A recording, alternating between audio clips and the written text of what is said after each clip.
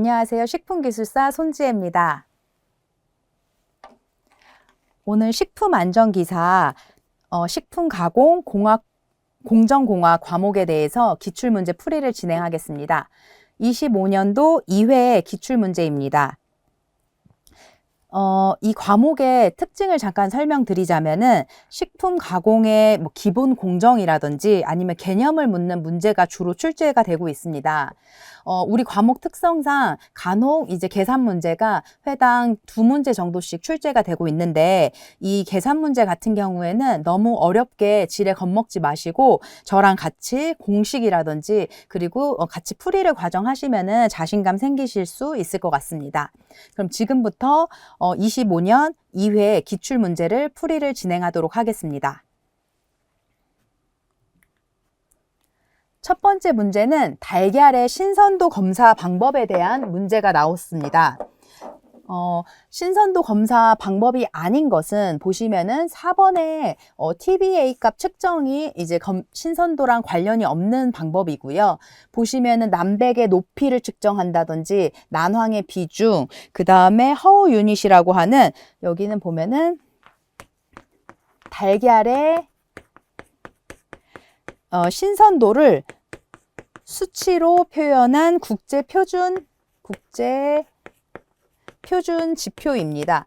그래서 지금 1번부터 3번까지 경우에는 달걀의 신선도 검사하는 방법이고요. 나머지 4번의 TBA 값 같은 경우에는 달걀의 신선도랑은 상관이 없는데 이 내용도 중요하게 아셔야 되는 거는 TBA 값이 지방의 산패 측정법이거든요. 그래서 우리가 가공 파트에서는 지방의 산패라든지 이런 문제도 자주 출제가 되는데 달걀의 신선도랑은 관계가 없고 지방의 산패 측정법으로 이제 정답은 4번이 되겠습니다.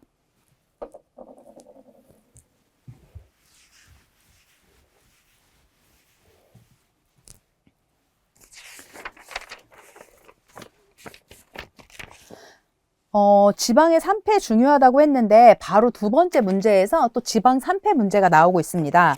보시면은 지방의 산패에 대해서 옳은 것은 해서 정답은 2번인데요. 불포화도가 높을수록 산패가 잘 일어난다. 이 내용은 꼭 기억을 하셔서 지방 산패랑 불포화도랑 어떤 영향이 있는지는 꼭 암기를 하고 계셔야 되고요.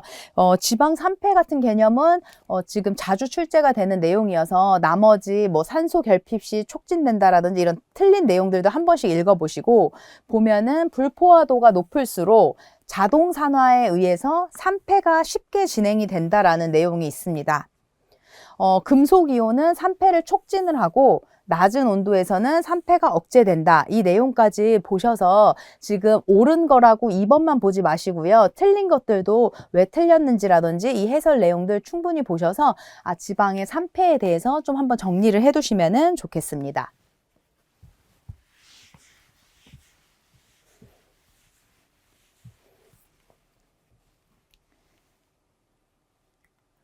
세 번째 문제입니다.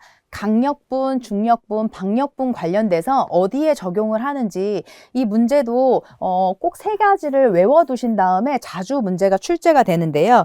우선 아셔야 되는 게 밀가루 같은 경우에는 글루텐 함량에 따라서 단백질 함량에 따라서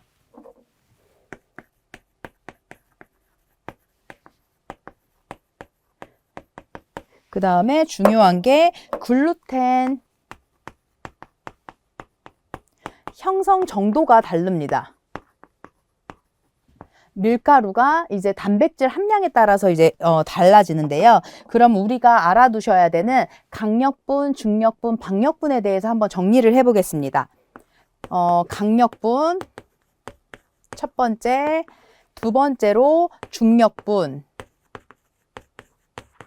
세 번째로는 박력분. 이 세 가지의 단백질 함량이 많은지 적은지 그리고 어떤 제품에 적용하는지까지 이렇게 정리를 해 놓으셔야 되는데요. 보면은 강력분이 단백질 함량이 가장 높습니다.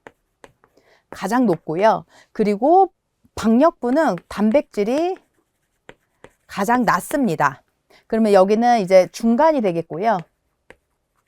강력분 같은 경우에는 단백질이 많아서 글루텐이 형성이 잘 됩니다. 반대로 박력분은 그러면 글루텐 형성이 잘 안 된다고 볼 수가 있고, 그래서 글루텐 형성이 잘 되면 뭐 쫄깃쫄깃하라든지 하기 때문에 이 강력분 같은 경우에는 적용하는 제품이 빵이 되겠습니다. 박력분 같은 경우에는 단백질이 적기 때문에 글루텐 형성이 잘 안 되고요. 그 대신에 부드러운 식감의 특징이 있습니다. 쫄깃쫄깃하고 부드럽다. 중력분은 중간이다. 이렇게 세 개로 나눌 수가 있겠고요. 그렇기 때문에 이 박력분 같은 경우에는 과자라든지 부드러운 과자나 아니면 케이크라든지 이런 차이점이 있고요. 그리고 중력분 같은 경우에는 중간 정도인데 뭐 만두피나 뭐 이런데 나눌 수가 있습니다. 그럼 보시면은 지금 정답이 4번인데요. 강력분이 과자로 연결을 했는데 강력분은 빵이었고 박력분이 과자였습니다. 그래서 지금 정답 맞추는 것뿐만 아니라 여기 나오는 중요한 개념인 단백질 함량에 따라서 나뉜다, 글루텐 형성의 점도 차이가 있다라는 거는 꼭 외우시고 이 세 가지가 어떻게 차이가 있는지를 정리로 표로 해서 정리를 해두시면은 밀가루와 관련된 문제가 자주 출제가 되기 때문에 쉽게 선택하실 수가 있고요. 꼭 어떤 종류의 밀가루인지 그게 어떤 제품에 적용하는지 연결돼서 외우셔야겠습니다. 다음 4번 문제입니다. 동결건조의 식품으로 예로 옳은 것은 선택이고요. 정답은 3번입니다. 동결건조는 마이너스 40도 이하에서 급속 동결해서 진공 상태에서 얼음을 직접 승화시키는 건조 방법을 얘기하고요. 지금 여기 나와 있는 것처럼 즉석국 블록이나 동결건조 과일칩, 여기에 추가로 커피라든지 아니면 분말 스프도 해당이 됩니다. 그래서 동결건조 식품으로 옳은 예는 3번 즉석국 블록이 되겠습니다.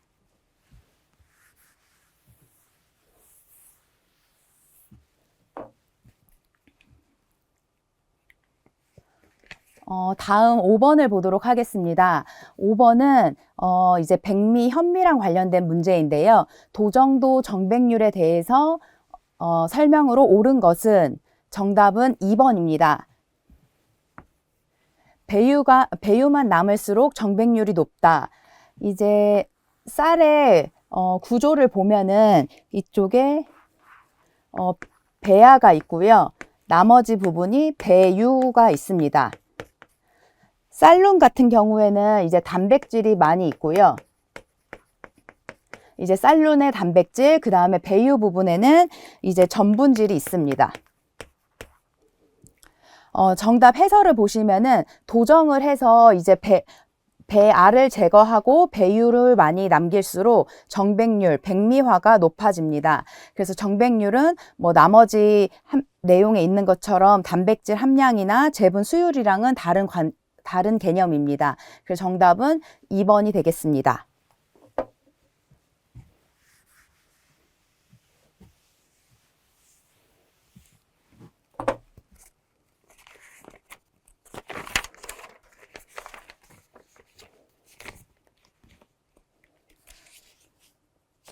다음 6번 문제입니다. 6번 문제는 이제 제면 공정에서 면대 숙성 관련돼서 주된 목적이 무엇인지 물어보는 문제인데요. 지금 내용 보시면은 정답은 2번입니다. 면대 숙성 관련돼서는 글루텐 망상 제정률로 탄력과 신장성을 확보합니다.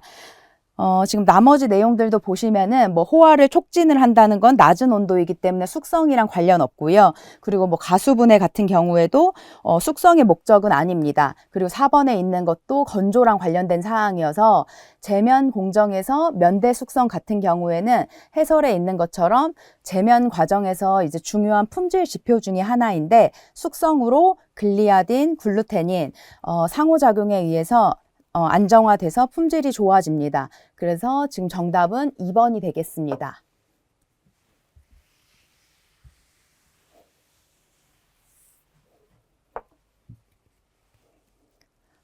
다음 7번 보도록 하겠습니다. 식빵의 1차 발효 일반 조건으로 가장 적절한 것은 무엇인지 이렇게 나와 있는데, 이제 식빵을 발효할 때 적절한 온도와 그 다음에 습도가 중요합니다. 그래서 정답은 2번이 되겠는데요. 온도의 경우에는 27에서 30도, 그 다음 상대 습도는 75에서 80% 정도가 됐을 때가 가장 적절합니다. 그래서 효모의 활성이 좋은 온습도 범위에서 기공과 볼륨이 안정화되기 때문에 이제 식빵에서 이 발효 조건은 암기를 하셔야 되고요. 온도가 너무 낮으면 이제 발효가 잘 안 되고, 이제 습도도 너무 낮게 되면은 표면이 건조되기 때문에 적절한 온도와 습도가 필요합니다.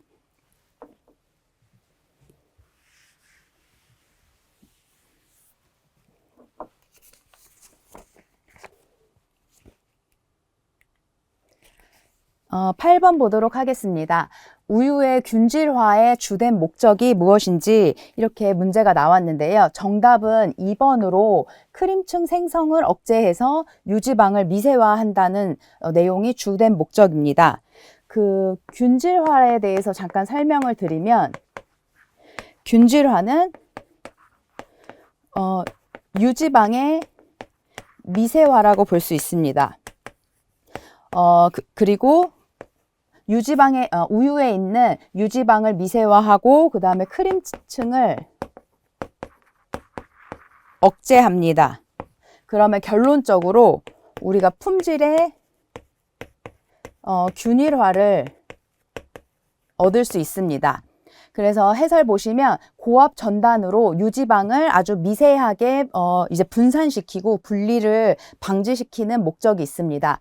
그래서 최종적으로 균질화의 목적은 크림층 생성을 억제하고 유지방을 미세화해서 분리가 되지 않도록 하는 목적이 있습니다.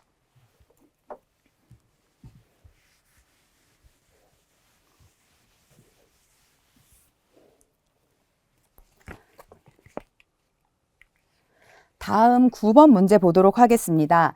아이스크림의 오버런의 정의로 옳은 것은 나왔는데요. 아이스크림을 제조 가공하면서 그 오버런이라는 공정은 아이스크림 중에서 중요한 공정 중에 하나입니다. 그 아이스크림의 품질을 좌우한다고 보면 되는데요. 예를 들어서 아이스크림을 이 오버런 없이 별도로 그냥 얼리게 되면은 단단하고 딱딱해지게 됩니다. 그렇기 때문에 오버런을 진행을 하는데요.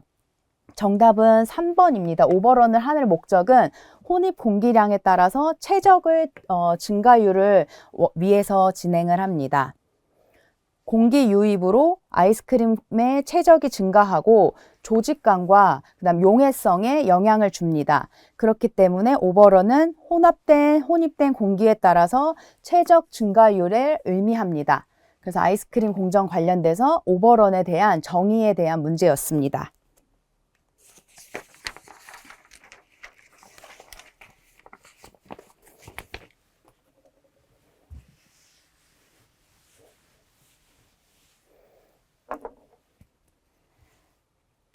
다음 10번 보도록 하겠습니다. 10번은 버터의 수분 함량에 대해서 일반 규격으로 가장 적절한 것은 묻는 문제였고요. 이제 버터라고 하면은 버터는 유지방을 응고시킨 형태입니다. 그래서 이제 지방이라든지 수분이라든지 이게 각각 얼마나 있는지가 버터의 중요한 이제 품질 지표가 되겠고요. 그래서 정답은 2번입니다. 그 16%이고요. 지금 보시면은 버터가 유지방 고형과 그다음 수분이 혼합되어 있는 상태인데, 보통 수분은 16% 이내, 그다음 지방은 80% 이상이 돼야지. 만약에 버터에 수분이 너무 많으면은 이게 물성이 너무 흐물흐물해지고요. 그 다음에 지방 같은 경우에도 이 함량에 따라서 품질의 풍미라든지 뭐 산가라든지 이런 영향이 있습니다. 그래서 버터의 수분 함량, 버터의 지방 함량 관련돼서는 우리가 암기를 해 두셔야겠습니다.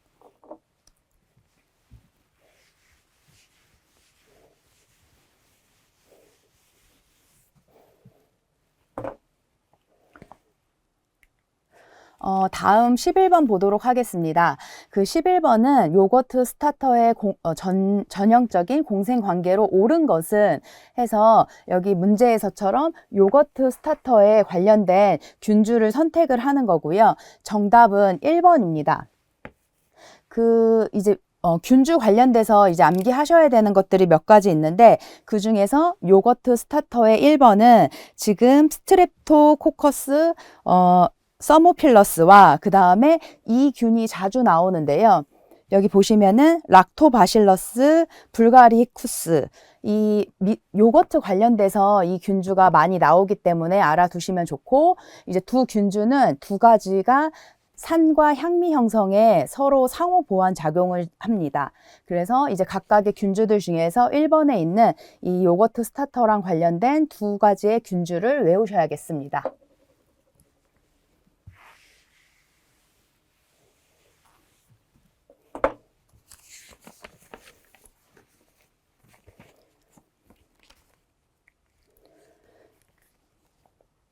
네, 12번 문제 보겠습니다. 12번은 레닛 응고가 잘 일어나는 조건으로 가장 적절한 것은 문제였고요. 그 다음에 정답은 2번입니다. 온도와 pH가 있는데 그 온도와 pH가 온도 같은 경우에는 사람의 체온 온도와 좀 유사한 근처에 30도에서 40도고, 그 다음에 pH 같은 경우에는 우유의 본래 pH랑 유사한 상태를 얘기를 하고요.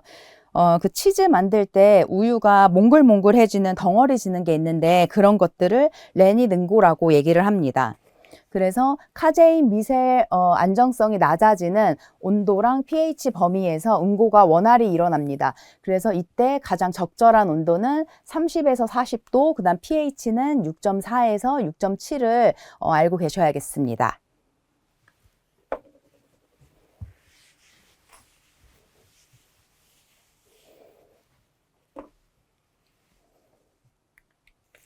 13번 문제입니다. 13번은 아질산염의 육가공 적용 주 효과가 아닌 것은 이렇게 문제가 있고요. 그 아닌 거 틀린 거는 지금 3번이 되겠습니다. 3패 촉진인데요. 아질산염은 이제 육가공을 할 때 이제 투입하는 첨가물 중에 하나인데, 이제 목적이 뭐 특유의 적색을 발색하거나 보툴리늄 독소 억제, 생성 억제, 풍미 기여 이런 내용은 있는데 3번처럼 3패를 촉진하는 거는 아니고 이게 억제입니다. 저장하는 방법 중에 하나고요. 그래서 아질산염은 3패를 촉진하지 않고 발색 및 향미에 도움을 준다. 그리고 보툴리늄 독소 생성에도 억제를 한다. 해서 지금 아질산염이 육가공 적용 효과들에 대해서 그리고 틀린 것을 확인하는 문제였습니다.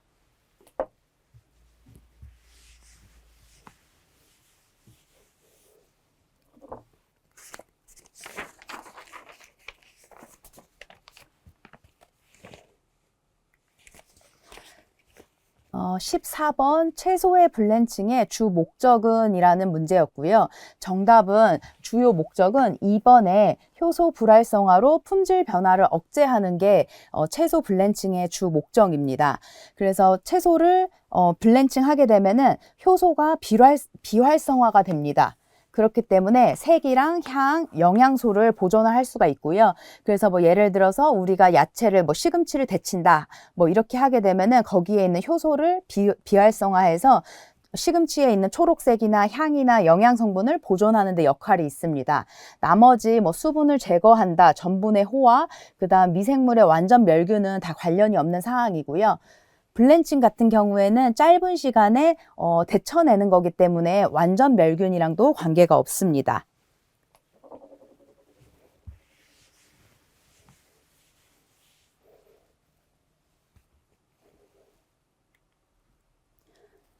어, 15번 보도록 하겠습니다. 15번은 냉동과 관련된 문제인데, 냉동식품 같은 경우에는 이제 자주 문제가 나오는 내용입니다. 그래서 하나씩 보도록 하면은 냉동식품의 품질 중에서 이제 관련돼서 중요하게 개념이 들어가는데요. 냉동 중에서 식품 속에 있는 수분이 얼음으로 바뀌게 됩니다. 근데 그때 냉동 속도가 얼음 결정의 관계랑 어떤 상관이 있는지 보도록 하겠습니다. 첫 번째로 천천히 냉동이 될 수도 있고요. 그리고 두 번째로는 빠르게 냉동이 될 수 있습니다. 천천히 냉동이 되게 되면은 얼음 입자가 얼음이 크게 자라고요. 반대로 빠르게 냉동을 하게 되면은 이제 얼음이 미세하게 그 다음에 균일하게 형성이 됩니다. 천천히 냉동이 돼서 얼음 결정이 커진다 하게 되면은 나중에 해동을 시킬 때도 들이빅이 많이 발생을 되고요. 반대로 빠르게 냉동을 하게 되면은 얼음 결정이 작으면서 미세하고 이제 균일하게 되기 때문에 나중에 해동을 할 때도 들이빅이 더 적어져서 냉동식품에 대한 품질과도 관련된 사항이고요. 그러면 정답은 2번이 되겠는데 냉동 속도가 빠르면 미세 결정이 된다.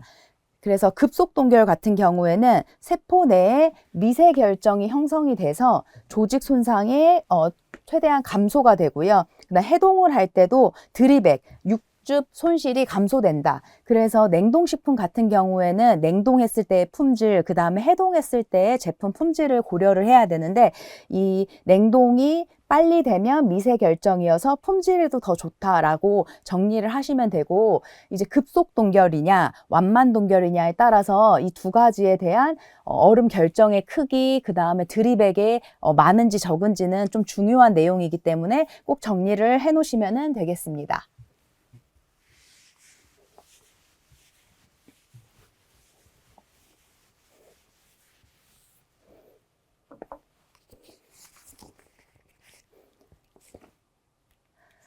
다음은 16번입니다. 16번은 통조림의 헤드스페이스의 기능이 무엇인지 이렇게 문제가 나오고 있어요. 통조림의 헤드스페이스란 거는 통조림 캔이 있을 때 뭐 예를 들어서 뭐 고형물이라든지 액체라든지 내용물을 넣게 되고요. 그 다음에 밀봉을 이중 밀봉을 하기 전에 이 윗부분에 남아있는 기체가 있는 부분을 헤드스페이스라고 합니다. 근데 이 헤드스페이스의 주요 기능이 무엇이냐? 정답은 2번이 되겠는데요. 진공을 형성하고 열 팽창 여부를 확보합니다. 그 캔에서 이제 가열이 될 때 팽창 여유와 그다음 냉각한 다음에 진공이 잡히게 되는데 이래서 이 부분의 헤드스페이스의 기능에 대해서 좀 내용을 설명했고요. 나머지 있는 뭐 내용물의 산화 촉진이 아니라 산화를 억제시켜주기 위해서 우리가 탈기라든지 이런 것들을 진행을 하게 됩니다. 그래서 헤드스페이스의 주요 기능은 2번에 있는 진공 형성, 열 팽창 여부를 확보한다 라고 정리를 해보시면 되겠습니다.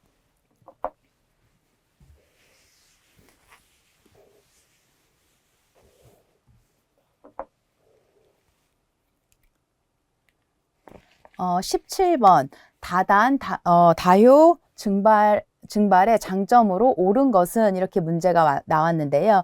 그 정답은 3번이고 증기 경제 향상입니다. 보면은 이게 다단 증발이라고 하는 것들을 한번 정리를 해보면은 다단 증발의 핵심 원리는 증기를 재활용하는 겁니다. 그래서 일단 증발기에서 발생한 증기를 그다음 다시 2단의 열원으로 사용을 합니다. 재사용을 하고요. 2단의 열원으로 재사용한 다음에 다시 또 3단의 열원으로 투입이 됩니다. 그렇기 때문에 결론적으로 증기의 소비량은 낮아지고 그러면 우리는 에너지 효율적으로 사용할 수 있습니다. 그래서 정리해보면 지금 여기서 나오는 다단 증발 같은 경우에는 증기를 재활용하기 때문에 1단 증발기에 있는 거를 2단으로 3단으로 계속 재활용을 해서 이제 증기 경제가 향상된다. 열을 에너지 효율적으로 사용할 수 있다라고 정리를 해보시면 되겠습니다.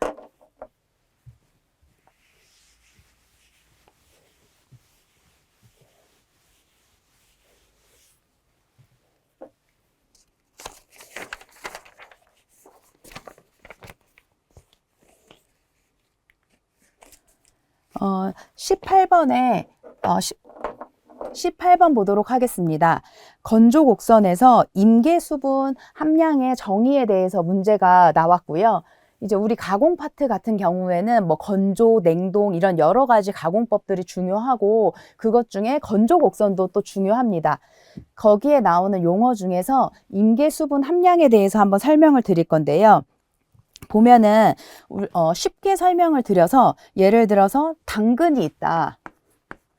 당근이 있는데 1단계로 당근을 건조시키게 된다면 그거는 겉에 있는 물기만 이제 마르게 할 수가 있습니다. 그리고 이제 겉에 있는 물기를 빠르게 말릴 수가 있는데 이런 것들을 등속 건조라고 할 수가 있고요. 그 다음에 겉에 있는 물기가 다 없어졌다 하게 되면은 2단계로 넘어가는데 이제 겉에 있는 수분이 아니라 속에 있는 수분을 이제 건조가 하게 되고 그때는 이거는 감속 건조라고 합니다. 처음에는 물기가 겉에 있는 것들이 잘 말랐는데요. 그 다음에 이제 속에 있는 수분 같은 경우에는 안쪽에 있는 물기가 바깥으로 점점 스며 나오면서 속도가 많이 낮아집니다. 그래서 1단계에서 2단계로 넘어가는 시점을 가지고 우리는 임계 수분 함량이라고 얘기를 하고요. 그래서 정답 보시면은 정답은 2번인데 등속 건조는 감속 건조로 전환되는 전환점의 수분입니다. 1단계에서 2단계로 넘어가는 시점의 수분을 얘기를 하고 그래서 표면이 젖어 있는 등속 건조가 끝나는 시점에서 수분이다. 당근 겉에 있는 수분이 많이 이제 제거가 되고 이제 속에 있는 수분이 나와야 되는 2단계로 넘어갔을 때의 시점을 얘기를 합니다. 그래서 임계라는 말을 우리가 경계라고 생각을 하시면 되겠습니다. 그래서 건조 곡선에서 잘 마르던 내용물이 그 다음에 이제 조금 더 천천히 건조되는 상황이 이제 임계 수분 함량이라고 보시면 되겠습니다.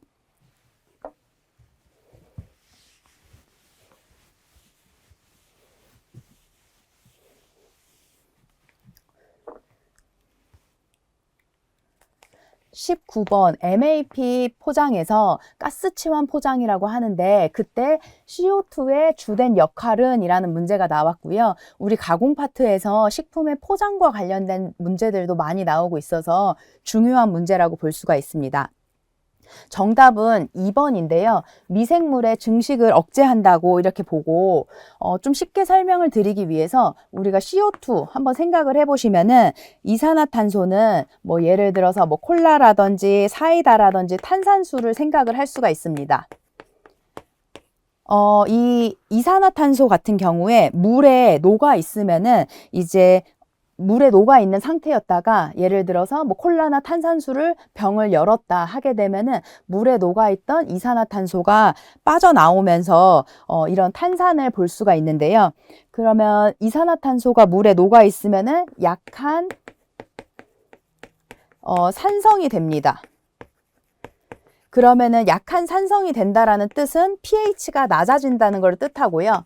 그러면 결론적으로 미생물의 증식이 억제됩니다. pH 범위에서 pH가 낮아질수록 미생물이 생육하기가 어려운 조건이기 때문에 관련된 내용이라고 볼 수가 있겠고요. 그래서 내용 보시면은 이산화탄소가 물이라든지 이런 데 용해가 되어 있고 세포 내에 결국에는 pH 저하를 하고요. 그러면 결론적으로 이거는 pH가 낮아지면은 미생물 증식을 억제한다. 라고 해서 MAP 포장에서 이산화탄소의 역할을 한번 정리를 해봤습니다.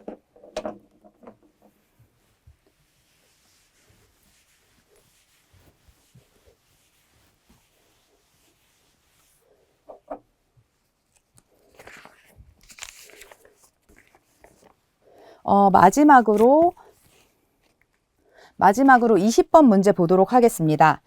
20번은 막분리에 대한 공정이 나왔는데요. 막분리에 대한 공정 중에서 옳은 것은 무엇인지 이 내용 보시기 전에 우리가 막 필터에 대해서 잠깐 설명을 드리면 뭐 막, 필터, 채 이렇게 얘기를 할 수가 있겠고 이게 크게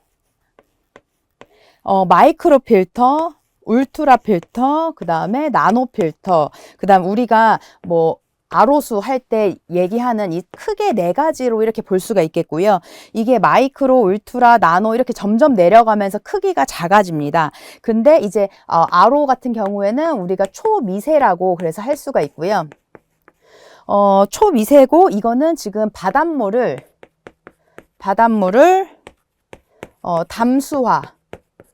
바닷물 담수화라는 게 뭐냐면 이제 바닷물에 있는 소금이라든지 염분기를 제거해서 이제 우리가 마실 수 있는 물로도 바꾼다. 그래서 정답은 이제 2번이 되겠는데요. 아로스는 이제 저분자 물질까지 차단해서 담수화에 쓰인다 해서 지금 우선은 2번이 정답이라는 것도 아시고 나머지 크기가 마이크로, 울트라, 나노 이 순서대로도 어떤 게 가장 크고 점점 작아지는지 이 내용까지 정리를 하시면 되겠습니다. 지금 이렇게 해서 25년도 2회 기출문제 해설을 마무리하도록 하겠습니다.